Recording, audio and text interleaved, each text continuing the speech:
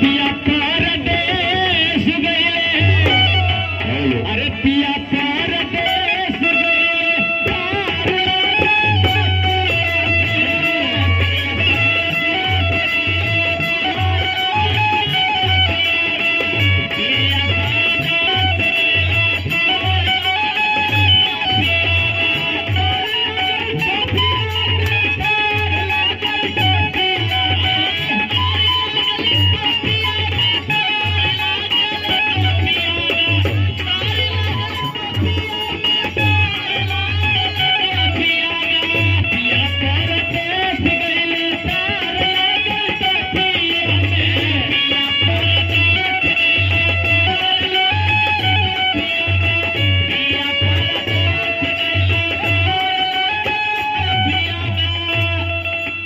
गुरु जी का धोर लिया यही धुन में आप लोग के 4 लाइन के निर्गुण बा। दुनिया में सबसे बड़ी, अरे दुनिया में सबसे बड़ी माई रे दुलारा,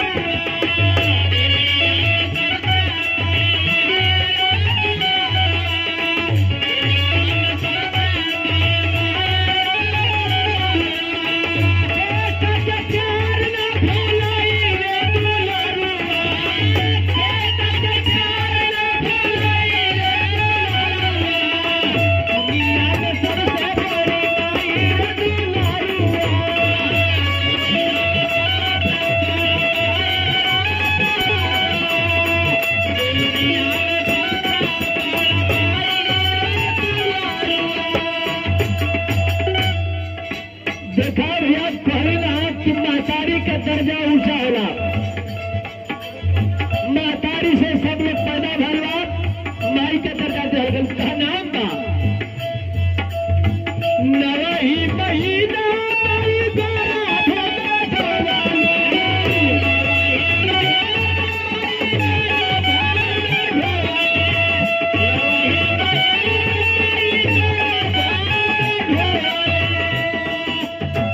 भोला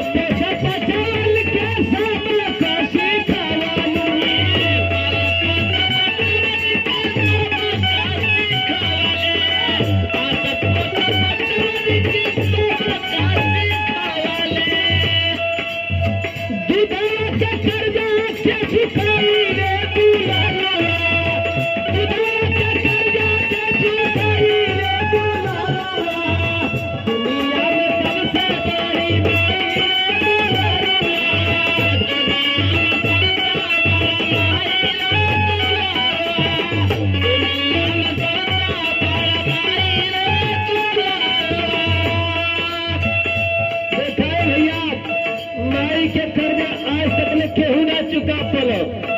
शरण कुमार यही महारे धान पार आए टावर लेके धोके अपने जब माता जी के पिताजी के प्यास लगल। सुनील भाई से मैं चाहूंगा कि कुर्सी लगा दे बैठने के लिए। सुनील भाई अगर मेरी आवाज सुनाई दे रही है तो कुर्सी यहाँ पर बैठने के लिए लगा दे।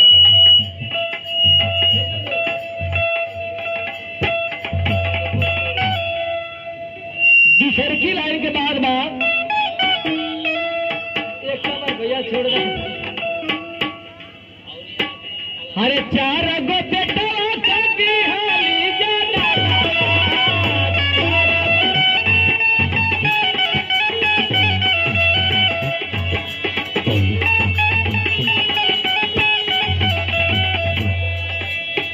एक ही बात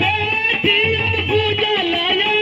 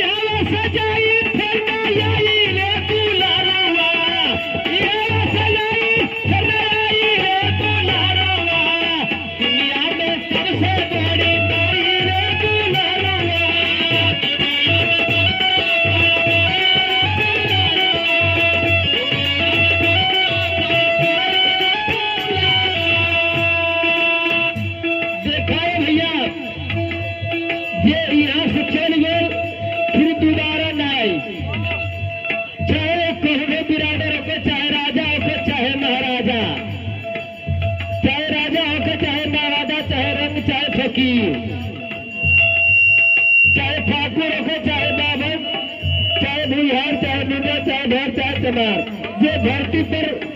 से यहाँ से गई फिर दोबारा आया आई शंभू बाबा कहे कि हमके तो नहीं जाए गया तू रह के क्या करना है किक मरबा आयल भी जरूरी है तो जायल भी जरूरी है वो सत्य ये धरती पे आला वो सब चल गए आई कहला कि हम ना जाए घर किक मारा कहा नाम बा माया के जाया के सारे सवारी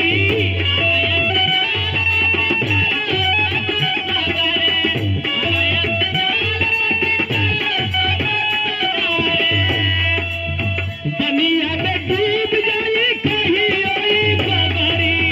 दुनिया में डूब जाए कहीं ओई बगारी दुनिया में डूब जाए कहीं ओई बगारी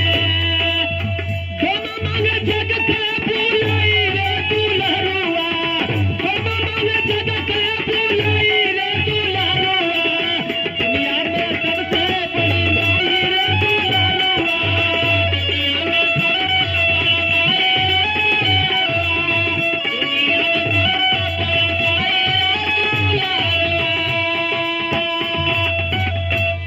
देखा है भैया ये दुनिया माया के जाल है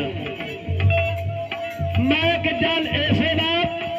कि जरा पास बाल बच्चा ना हुए केहू के कुछ समझे ना और जरे पास ना हुई तो वो कुछ समझी केहू के ना और जरे पास बाल बच्चा नाती नकुर हो जाए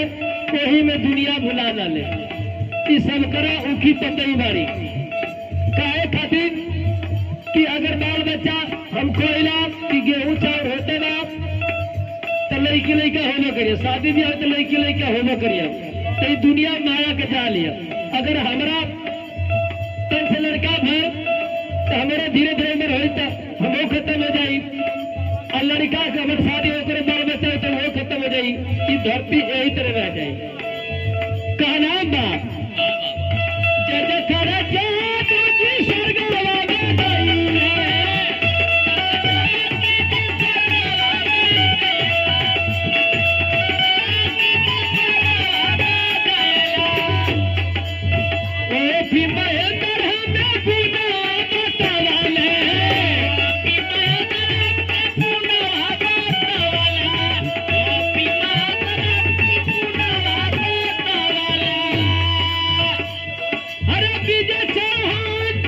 भजन गाई रे